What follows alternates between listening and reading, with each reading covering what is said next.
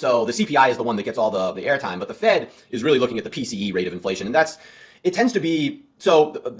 There's a lot of differences in how this is measured, but the basic difference is that the PCE is a broader measure versus the CPI, which is really just a household survey. They're getting mostly just household feedback, whereas the PCE goes not only from household data, but they're also getting business data. So they're getting a broader data set, and it's much more, because it's broader and the data inputs are broader. They're getting a much smoother, typically, understanding of what inflation looks like. So PCE inflation tends to be the data point that they're looking at, and then in terms of understanding what's going on in the labor market, they're looking at the things that, the unemployment rate and the household surveys from the Bureau of Labor Statistics, the non-farm payrolls.